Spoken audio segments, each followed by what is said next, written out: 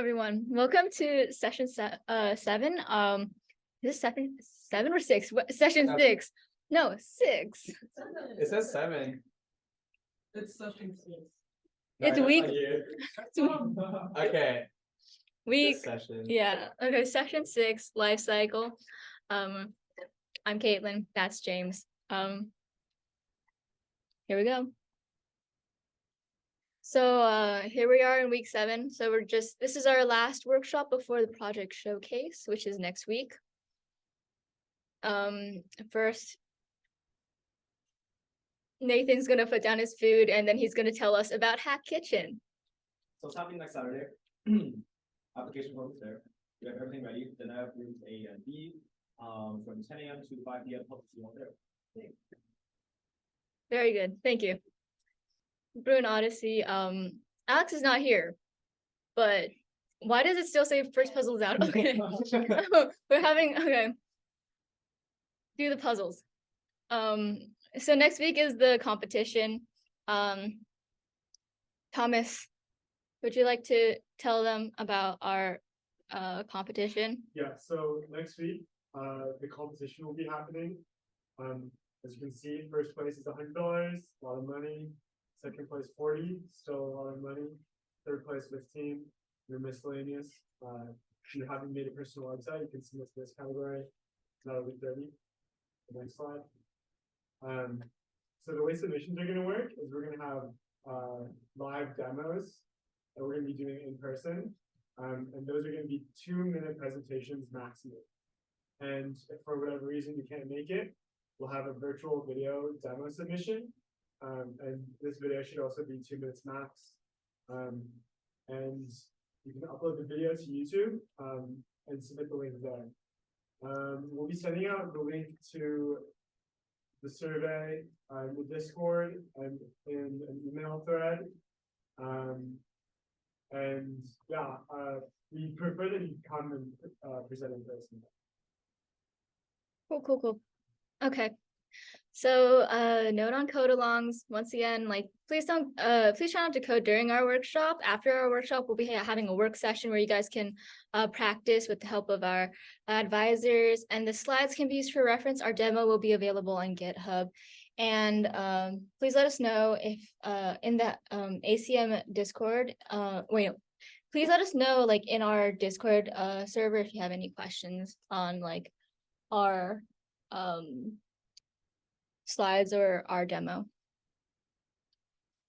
So here's the link to our slides, and here's the link to our demo. I'll wait a moment for you guys to get this.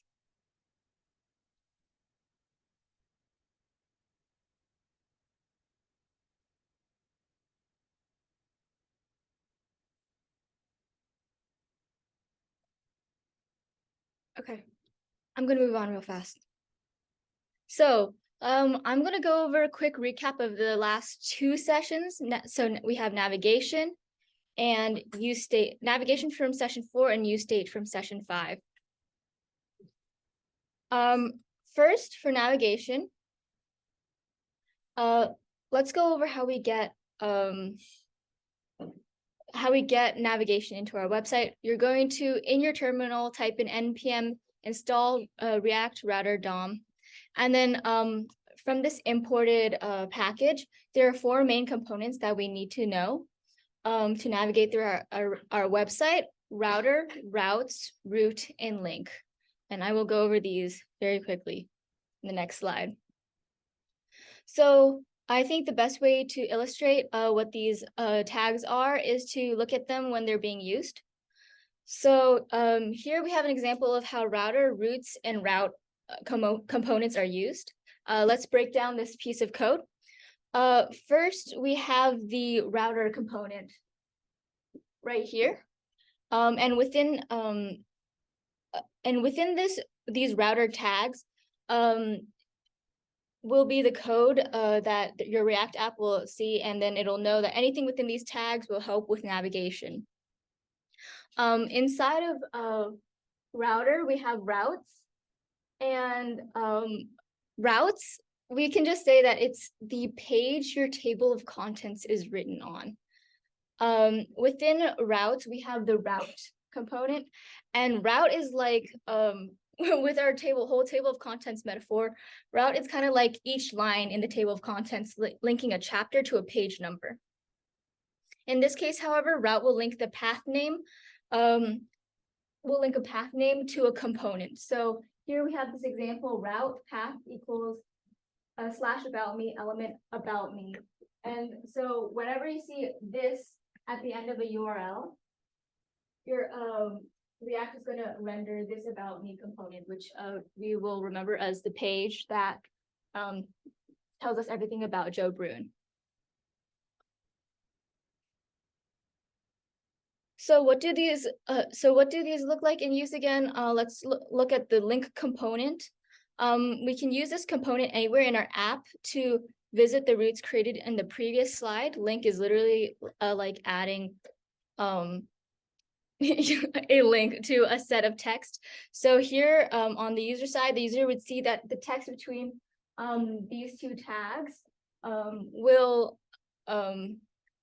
be a link, and when they click on that, they'll be redirected to whatever component is attached to this path name. So if we see link to /garden and click here to go to the garden page, if you click on those words, you'll be redirected to the garden component. So I've been hand waving path names. I keep saying the word path names. Quick overview of what they are. So we're going to talk about URLs real fast, and I'm going to break this URL down into parts. First, we see this https://www. We don't really like, that's common enough. You've seen that all. And then we have the domain name. So when we're like building and running our personal website, we're building it on the domain localhost 3000. So that was our domain name, and then everything after that, excluding anything after a question mark, which is our query string. Don't worry about that. That will be our path name, and so path name tells us where exactly we are in our website. So when we see localhost 3000 /about me, we know that we in our website we are on the about me page.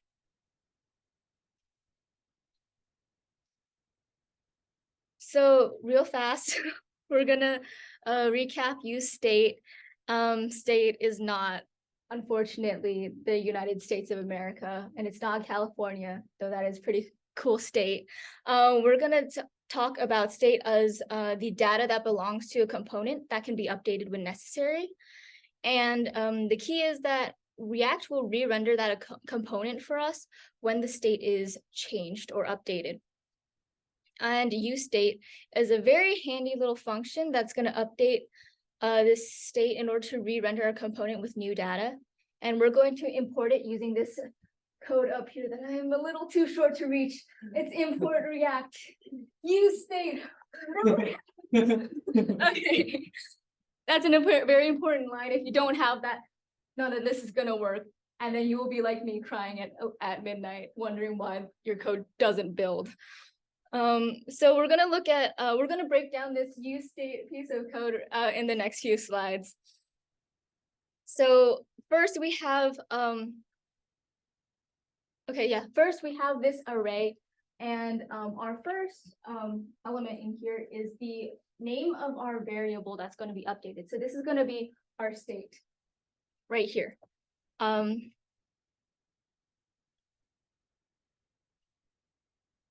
Next, we have a function that's going to update the variable for us to whatever value we feed it. So in our example here, we have set text, and when you call set text, you can change text to any value you'd like.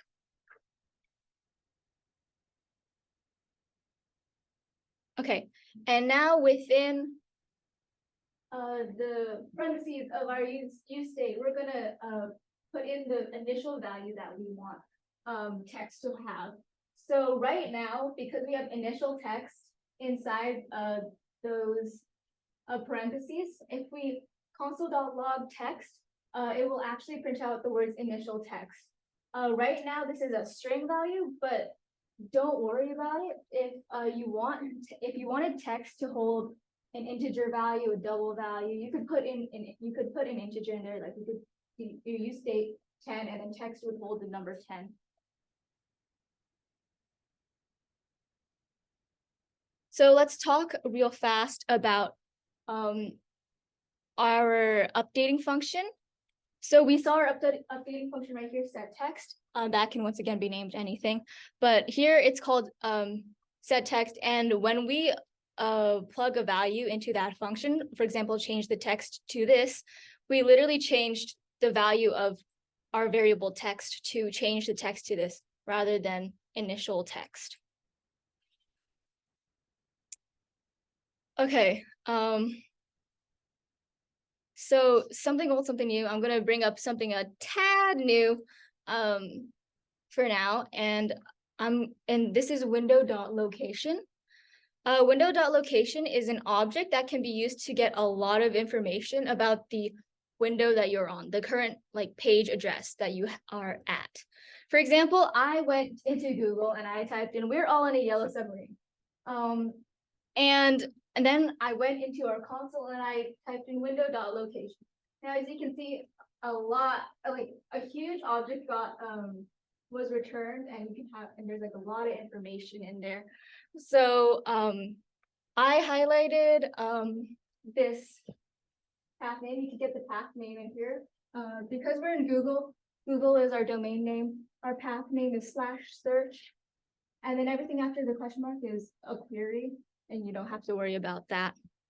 But yeah, the window.location object will return the hash host, which is Google, href, which is the URL, and our path name, and a lot of interesting information. We will be using this during our demo today. And in order to, we have a really nice fancy schmancy little function that's going to return our window.location object, and that is useLocation. And you guys might want to remember that for later. One last new thing from me. Let's talk about substring.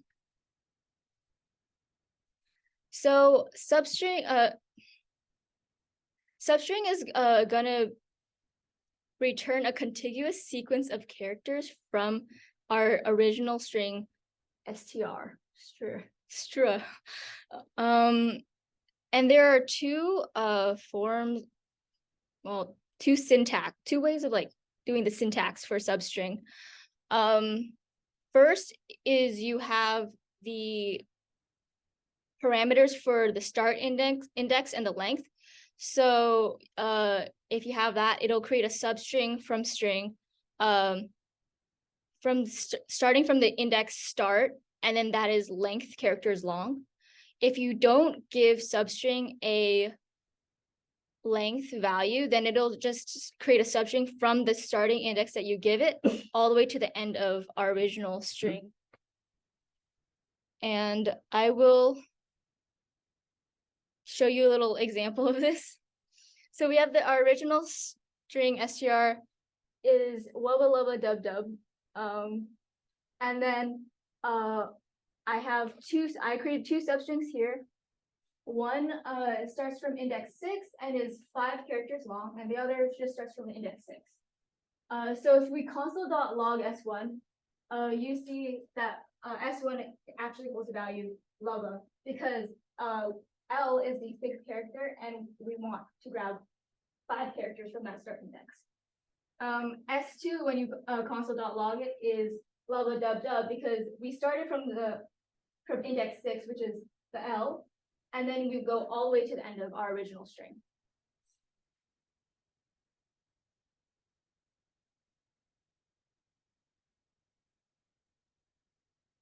Okie dokie. So what are we making today? We are going to harness the power of navigation plus the power of useState and another fancy schmancy little hook that I'll talk about later to create this functionality where every single time we change the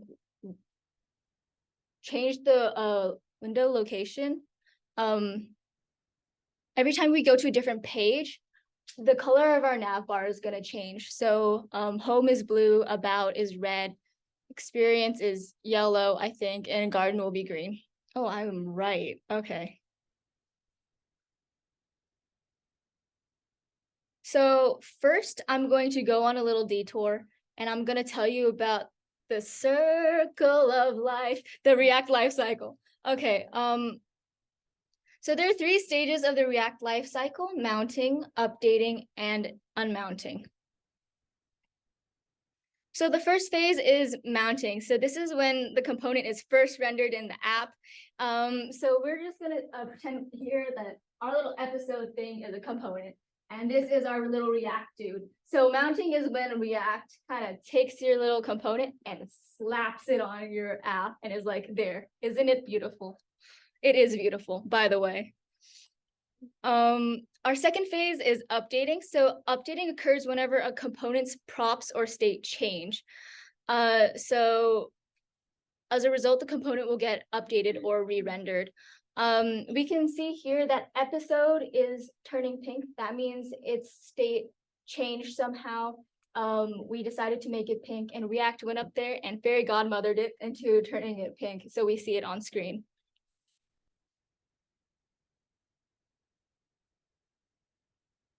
And so our last phase is unmounting. And so this is when your component gets removed because it no longer needs to be rendered. So you can see here that React is taking the component that doesn't need to be on screen anymore and kind of just yeeting it off screen. So what are hooks? I mentioned this earlier. Hooks basically allow you to change information in your component. So it basically allows you to change like the data that is associated with those components to help update the appearance of your site without big pain. And basically they'll just help you progress components through the React lifecycle. So we mentioned earlier that useState is a way to help us change certain variables due to external events on your site causing a re-render of a component.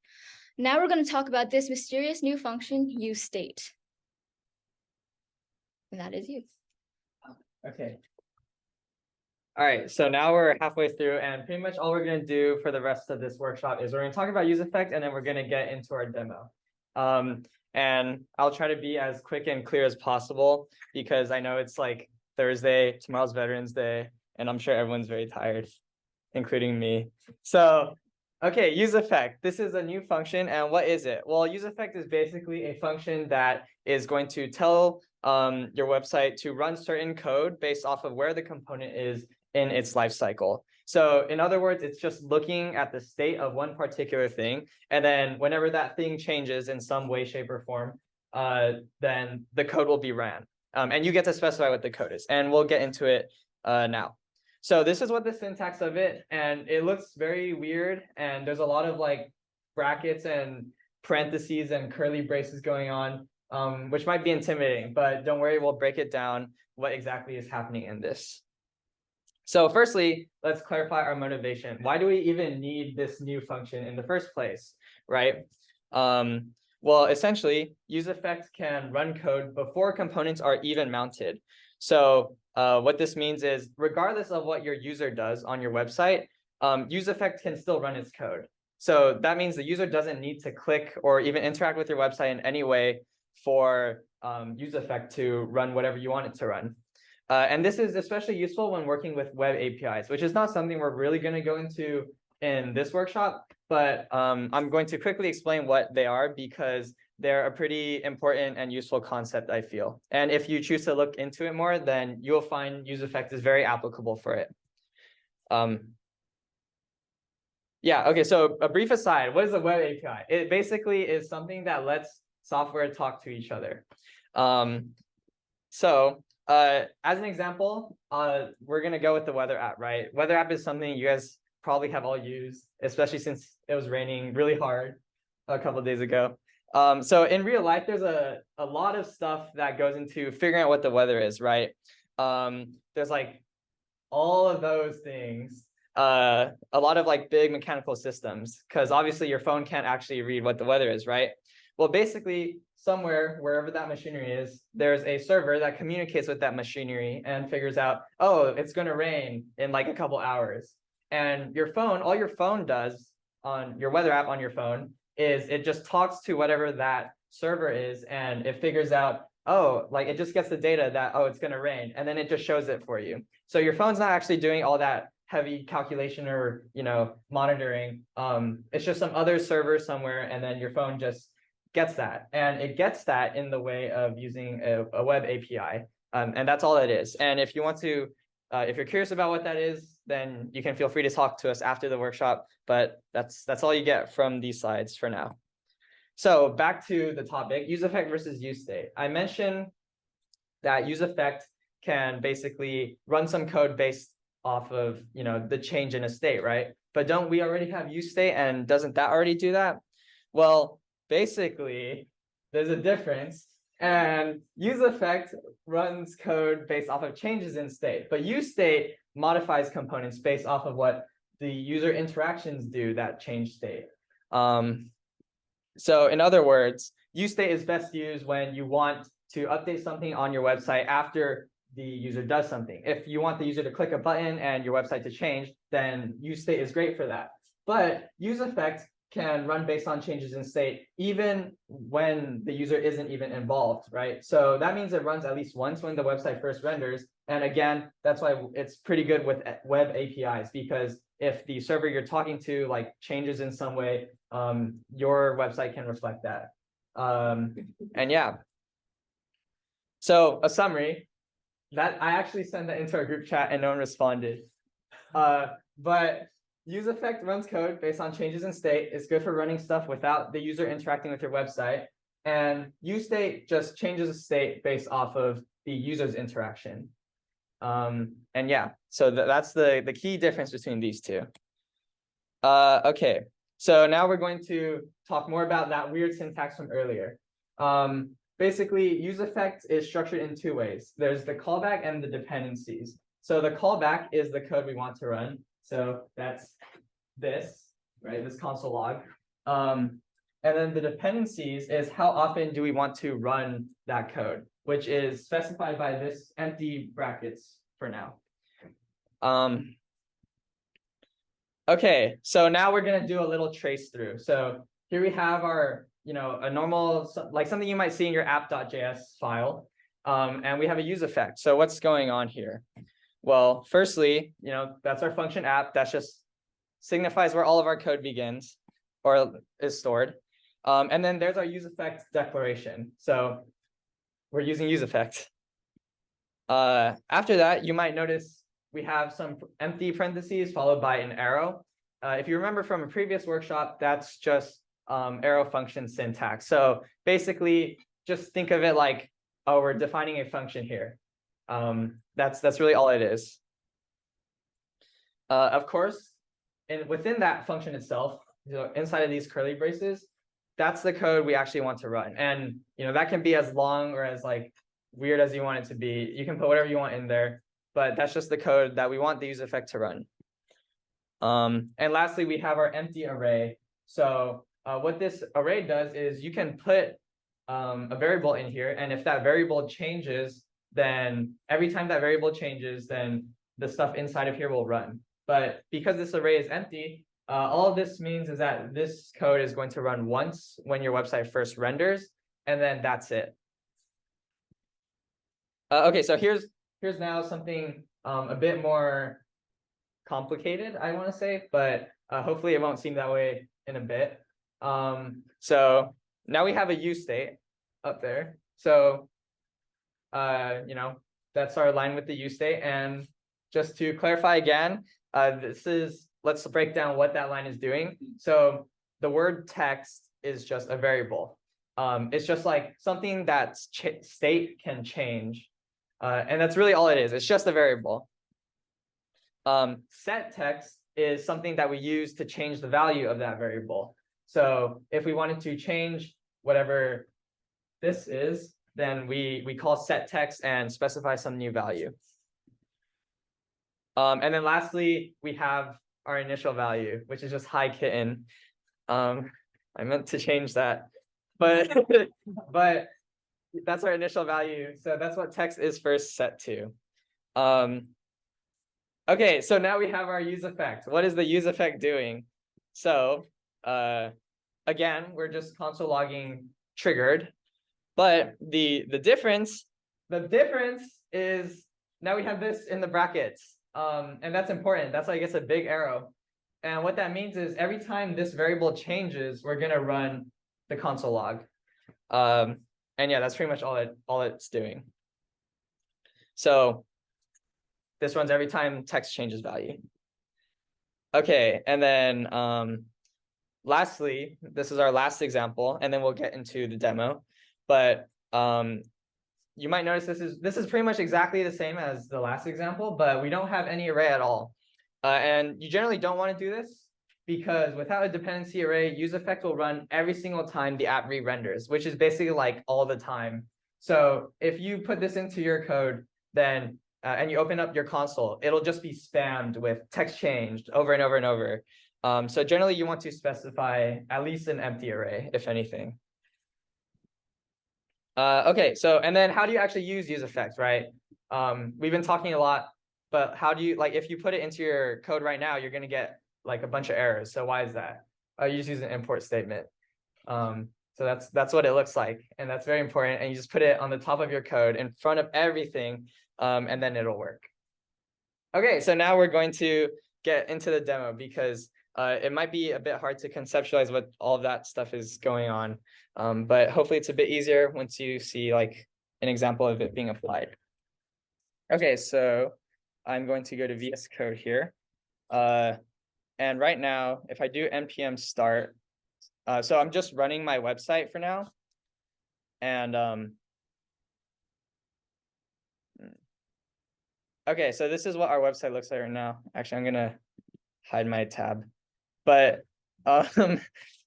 and this is just what we left off with last week, right? So we have our secret information or whatever. We have all of our different pages. And if you guys remember, the goal of this workshop is we're going to try to change the nav bar whenever we click on one of these different things.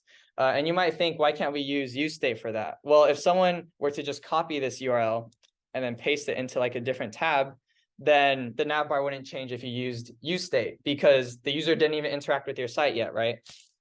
So that's the significance of useEffect in this case. So now let's get into the actual code and see what's going on.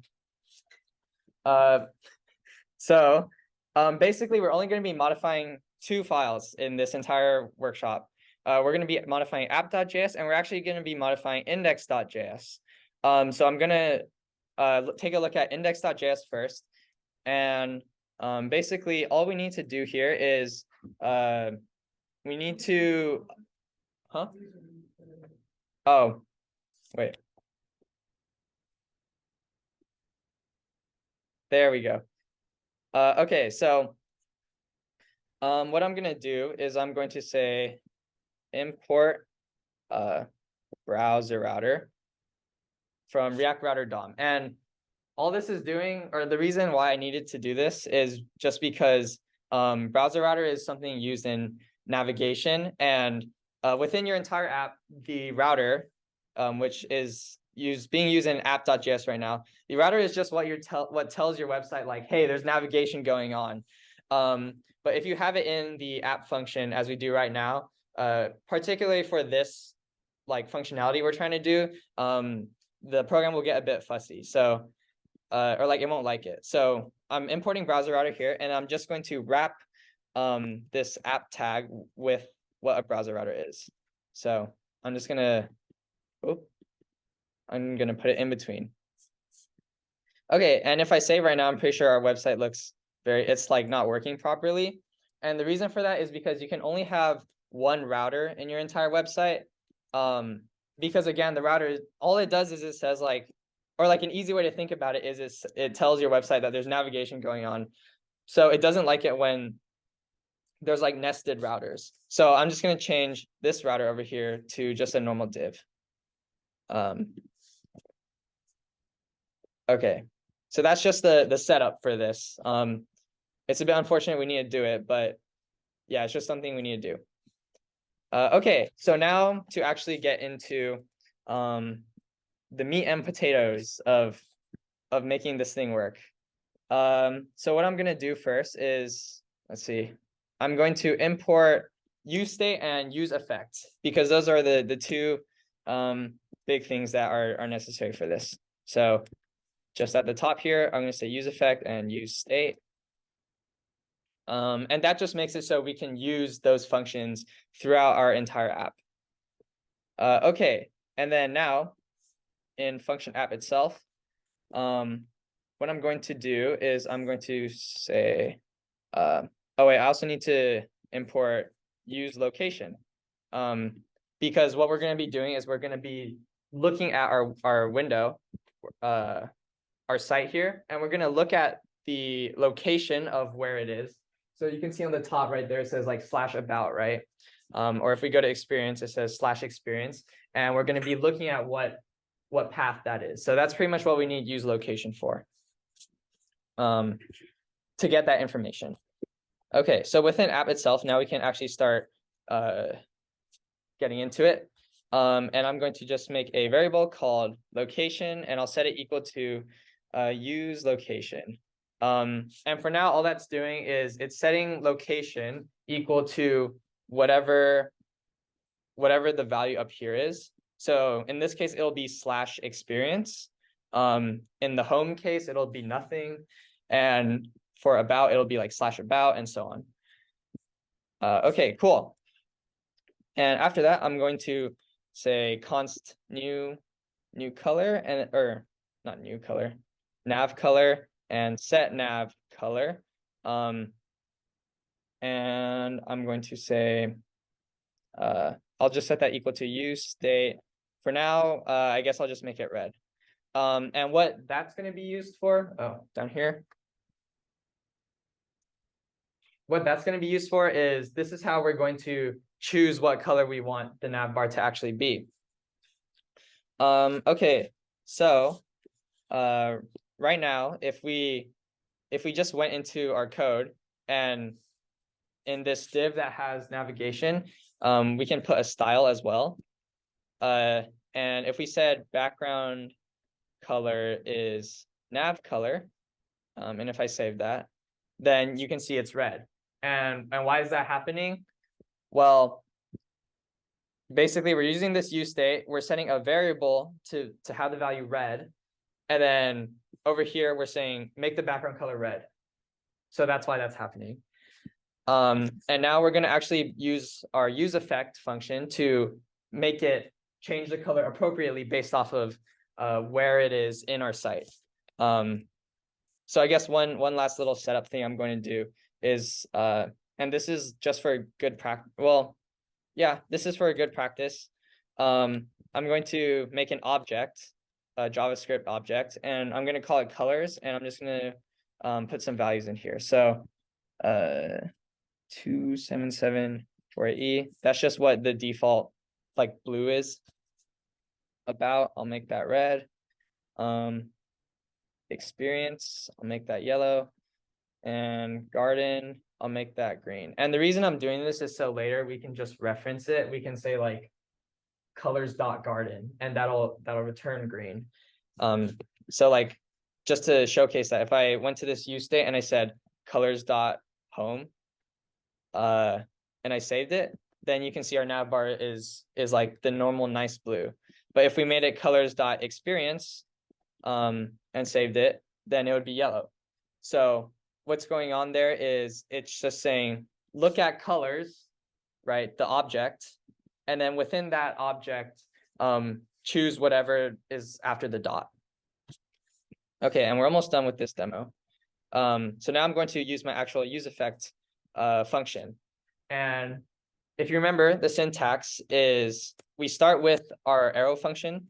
So parentheses followed by equal sign and a bracket, and then some curly braces. And then, so that's our callback, right? It's the code we want to run. And then after that, just our dependencies, which is, in this case, for now, I'll leave it as empty brackets, just so you can see. So if I console logged hi hack, and and I saved this, if I went to my website here and I inspected it and I went to the console, you can see it says hi hack. I don't know what all those, I think all these are warnings, so just ignore them. But you can see if I refresh it, it says like hi hack, right? And that's because, again, the useEffect runs the code the first time it's rendered if the dependency array is just empty. But we obviously don't want it to only run once. We want it to run every single time our path name gets updated. So instead of leaving this as empty, I'm going to put location in here, because every single time we change where we are on the site, like what page we're on, location is going to update. And I know it's confusing because you see this is constant, so you might think like constant means it doesn't change, but it just be that way. So yeah. So within useEffect itself, the last thing we want to do is we want to change the nav color based off of where we are in on our site. So keep in mind, useEffect is only getting called when this thing changes, when location changes. So what I can do is I can say let path is equal to location dot path name, and what that's doing is it's just setting this variable equal to what the path name is. And the issue with this is if I left it like that, it would have this slash in it up here. So this would be like slash about, and we don't want the slash, right? So I'm just gonna do dot substring 1. And yeah, I don't know what's going on here. Oh, it's deprecated. Okay, well, hopefully it'll still work, I guess. Oh wait, not substring. There we go. Cool. Okay, and then and what I can do is I can just say set nav color to colors path. And what this is going to do is it's just going to set nav color to, so the path gets updated, right? So let's say we go to garden and this is garden. So the variable path is going to have the word garden in it. So it's then going to go colors of garden. So it's going to go back up to this thing, and it'll say colors garden, which is green. So then it'll basically say set nav color to green. And that's what's happening there. So if I save this, then you can see now it's green. And if I went to about and experience, it'd be red and yellow. And right now, the only thing left to do is you might notice if I go to, oh, what? Okay, well, when I go to home, there's like nothing up here. Whoop. So if I really wanted to be like really safe, I could just say, I could do an if statement as well and say, if path is equal to like an empty thing, then just set path to home. Yeah, and that would work fine too. So, and yeah, and just like that, now our nav bar is working as we want it to. It's changing the color. And if we were to, copy and paste this and just go straight in from Google, it would go to the color that we want. Yeah, so that is it for the demo. And thank you guys for coming. Please fill out this feedback form if you have time. But our next session is the project showcase. And I would highly recommend you guys submit something because you get money. And also, like, the competition is probably not that insane, right? I'm just saying, if there's 4 entries, like, they're gonna be 4 winners. So, take a look around, right? You don't need to turn in a finished website. It's just something. You want money, we have money to give away. And yeah, so now it's time to work on your own project, and feel free to come up to any of us and ask for help. Yeah, thank you guys. Yeah.